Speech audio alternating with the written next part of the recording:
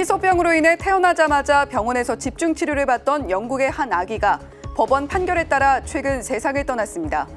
2018년 비슷한 사건이 발생했을 당시 프란치스코 교황은 우리의 의무는 생명을 보호하기 위해 모든 일을 하는 것이라고 강조했습니다.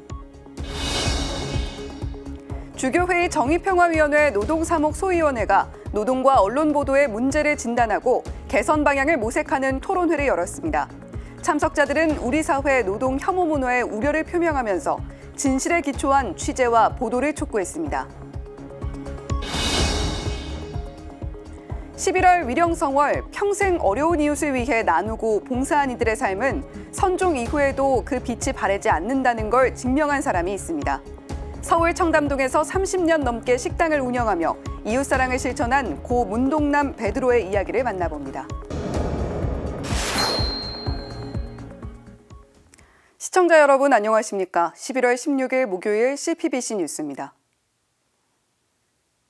희소병을 앓는 영국 아기 인디 그레고리가 영국 법원 판결에 따라 생명 유지 장치가 제거돼 세상을 떠났습니다. 교황청 병원에서 치료를 돕겠다고 나섰고 이탈리아 정부도 긴급하게 시민권을 부여했지만 소용없었습니다. 아이의 아버지는 존엄성을 빼앗겼다고 비판했습니다. 맹현균 기자가 전해드립니다. 영국의 아기 인디 그레고리는 희소병을 앓았습니다. 그레고리는 태어나자마자 병원에서 집중 치료를 받았습니다. 그런데 병원은 지난 9월 불치병 판정을 내리고 연명치료 중단을 권고했습니다. 아기의 부모는 생명을 포기할 수 없다면서 병원을 상대로 법적 투쟁을 했습니다. 하지만 영국 법원은 치료 가능성이 없다며 병원의 손을 들어줬습니다. 이 소식은 교황청에 닿았고 교황청이 운영하는 밤비노 제수 아동병원이 그레고리의 치료를 돕겠다고 나섰습니다. 이탈리아 정부도 그레고리를 이송하기 위해 긴급하게 그레고리에게 시민권을 부여했습니다. 프란치스코 교황은 인디 그레고리의 가족과 함께하며 아이를 위해 기도하겠다는 입장을 전했습니다. 하지만 영국 항소법원은 지난 10일 그레고리를 이송하는 건 아기에게 최선의 이익이 아니라며 연명치료 중단을 판결했습니다. 결국 생명 유지 장치가 제거됐고 그레고리는 지난 13일 세상을 떠났습니다. 그레고리의 아버지는 입장문을 통해 화가 나고 가슴 아프고 부끄럽다며 법원은 인디가 더 오래 살 기회와 원래 살던 가정에서 죽음을 맞이할 존엄성도 빼앗았다고 비판했습니다. 그레고리의 사례는 연명치료 논쟁을 불렀던 2018년 23개월 된 영국 RP 에반스 사안과 비슷합니다. 당시에도 영국 법원은 에반스의 이송을 허용하지 않았고 에반스는 세상을 떠났습니다. 교황은 당시 에반스의 사연에 대해 이렇게 얘기했습니다. Vorrei ribadire e fortemente confermare che l'unico padrone della vita dall'inizio alla fine naturale è Dio e il nostro dovere è fare del tutto per custodire la vita. CPBC 맹현균입니다. 노동과 언론 보도의 문제를 진단하고 개선 방향을 모색하는 토론회가 열렸습니다. 참석자들은 우리 사회의 노동 혐오 문화에 우려를 표명하면서 진실에 기초한 취재와 보도를 촉구했습니다. 김영규 기자가 보도합니다. 주교의 정의평화위원장 김선태 주교는 인사말에서 언론 본연의 역할인 공동선 실현을 위한 정보 전달이 노동 문제에 대해 제대로 작동하고 있는지 의문을 가질 수 없다고 지적했습니다. 이어 우리 사회가 노동을 혐오하는 문화로 향하고 있다며 그 결과 인간 존엄성과 공동선 실현이 크게 훼손되지 않을까 우려된다고 말했습니다. 진실한 입술은 길이 남지만 거짓된 혀는 한순간뿐이다 라는 성경 말씀처럼 결국 진실, 자유와 정의 그리고 연대를 근거한 취재와 보도를 실천하는 언론만이 생존하고 우리 사회에 봉사하리라 믿습니다. 전국 건설노동조합 김준태 교육선전국장은 피해 노동자의 유가족들이 거리로 나서고 투사가 되어가는 과정이 올바른 사회에서 나타날 수 있는 현상이냐고 반문했습니다.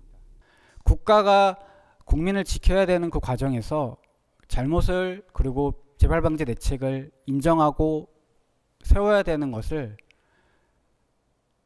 유가족들이 나서서 요구하고 이 투사로 거리로 나서는 게 과연 올바른 사회인가라는 의문을 좀 제기할 수밖에 없을 것 같습니다.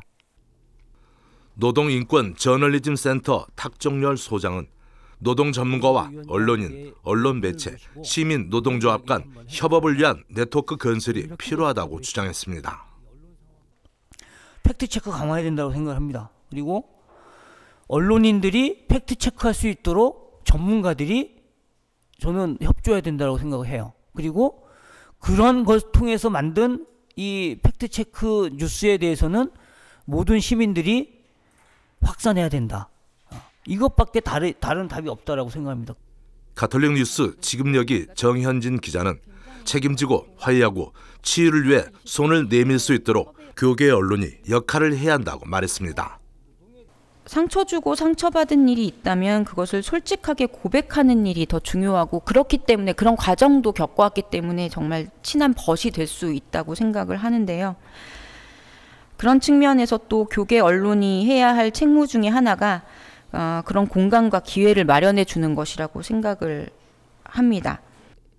CFBC 김영규입니다.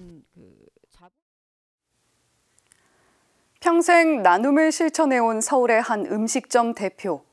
지난달 갑작스레 세상을 떠나 하느님 품에 안겼을 고인을 가족은 물론 지인과 신자들이 깊은 그리움에 잠겨 있습니다. 서울 청담동에서 30년 넘게 식당을 운영하며 펼쳐온 사랑 나눔과 모범적인 신앙생활은 본당 공동체에도 귀감이 되고 있다고 합니다. 고 문동남 씨의 사연 이임 기자가 취재했습니다. 지난달 21일 서울 청담동 성당에서 봉헌된 고 문동남 씨의 장례미사. 레지오 마리의 선지자의 후 프레시디움 단원이었던 문 씨의 장례미사는 레지오장으로 치러졌습니다. 단원들은 물론 문 씨를 아는 많은 신자는 갑작스런 문 씨의 선종에 슬픔을 주체하지 못했습니다. 35년 전 문을 연 음식점 청숫골을 운영하며 어려운 이웃을 위해 음식 나눔과 기부로 지역사회와 교회를 빛내온 문 씨. 화장 대신 시신기증을 택한 고인은 떠나는 마지막 날까지 자신의 모든 것을 나눈 신앙인이었습니다. 특히 가족들은 가족보다도 어려운 이웃을 더 생각하는 문 씨에게 서운함을 느낄 정도였습니다. 떡 하나도 우리 교우 어려운 사람 줘야지 우리 가족 입으로 들어가는 것보다 너희들은 먹고 살잖아, 이런 식이고.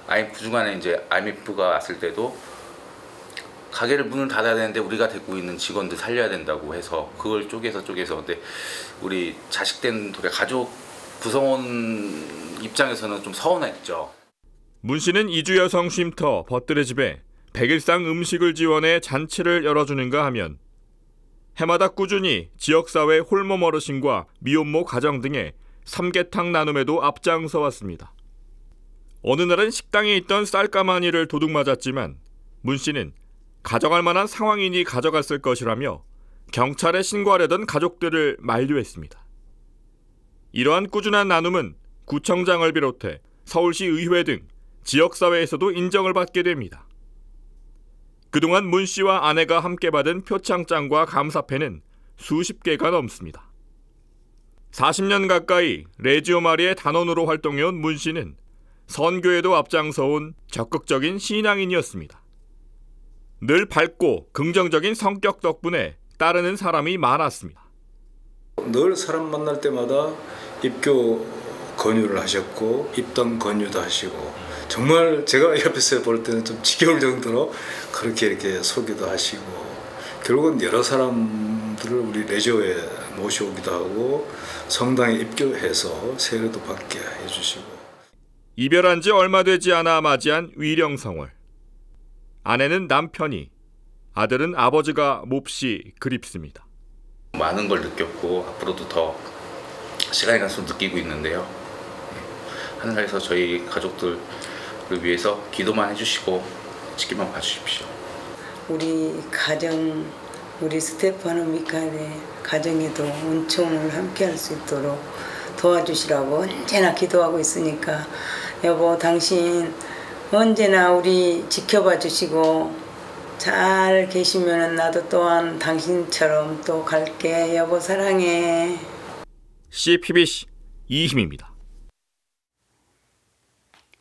북한 주민의 인권 침해 사실을 알리는 콘텐츠는 다양한 형태로 기획되고 있는데요. 방탈출 게임이라는 소재로 탈북 과정을 간접 경험하는 행사도 열리고 있습니다. 전은지 기자가 소개합니다. 벽면에 김일성, 김정일 조상화와 북한 노동당을 찬양하는 문구 액자가 걸려 있습니다. 다른 한편에 걸린 북한 청소년 교복도 눈에 띕니다. 이곳은 북한 주민의 집을 가상으로 구현한 방탈출 게임 공간. 통일부 북한 인권증진 활동 지원 사업 일환으로 진행되는 덴바람 마파람 행사 중 한 부분입니다. 방탈출 게임 공간과 스토리는 북한 이탈 주민의 증언을 토대로 만들어졌습니다. 북한에 사는 향인의 가족이 이웃의 공개 처형을 목격 후 탈북하는 여정을 담았습니다. 게임 참가자들은 향이가 돼 노동교화소와 두만강 접경지역, 대사관 등을 탈출해야 합니다. 참가자들이 방에 비치된 지시문과 소품을 분석하는 동안 스피커에서는 보위부 관계자 목소리와 북한 군인 총소리 등이 연출되며 긴장도를 높입니다. 참가자들은 이러한 방탈출 게임이 북한 인권 상황을 이해하는 데 도움이 됐다고 말했습니다. I think people will be really moved by this project. What people here know already about the North Korean situation and whether they will be, whether their perspective will change by this kind of experience. But I hope that it's effective. I do. I hope so. 사단법인 북한인권시민연합은 북한의 인권 침해 문제를 새롭게 조명하고자 이번 행사를 기획했다고 전했습니다. 처음에는 이제 북한 인권 자체에 대해서 생각을 안 해봤다, 이제 뭐 생각을 할 기회가 많이 없었다라고 하셨는데, 이제 이 과정을 보면서 탈북민에 대해서 다시 한번 생각해보고, 그리고 북한에서 이런 인권 침해를 겪는다는 것 자체에 대해서 좀 다시 한번 새롭게 관심을 가지게 됐다라고. 덴바람 마파람 행사에서는 북한 주민에게 노출된 가난과 폭력, 아동 강제노동 실태를 알리는 전시도 마련됐습니다. 덴바람 마파람 행사는 오는 19일까지 서울 청계광장에서 열립니다. CPBC 전은지입니다. 오늘 2024 대학 수학능력 시험이 치러졌습니다. 오랜만에 마스크를 쓰지 않고 수능을 치렀는데 무려 4년 만입니다. 수능 날이면 긴장한 탓에 평소엔 하지 않을 실수 때문에 생기는 에피소드가 많습니다. 올해도 신분증은 물론이고 평소 복용하는 약을 놓고 와 당혹스러웠던 수험생이 많았던 모양입니다. 그렇지만 매년 그렇듯 일상의 슈퍼맨들은 이번에도 어려움에 처한 수험생들의 기꺼이 손을 내밀어 시험장에 정시 도착했다는 이야기, 무사히 약을 먹고 시험장에 들어갔다는 이야기가 들려오는데요. 일상의 슈퍼히어로를 움직이는 힘은 자식 같아서, 동생 같아서와 같은 따뜻한 공감이라는 점은 매년 접하고 있음에도 참 감사하고 놀랍습니다. 이제 수험생들은 수능이라는 큰 산을 넘었습니다. 수능을 보고 시험장에 나서는 수험생의 마음은 제각각일 텐데요. 오늘 하루는 이 커다란 산은 넘었다는 것 자체로 대견한 스스로를 한껏 보듬어주고 푹 쉬시면 좋겠습니다. 50만 수험생 여러분 모두 고생 많으셨습니다. 이상으로 CPBC 뉴스를 마칩니다. 시청해주신 여러분 고맙습니다.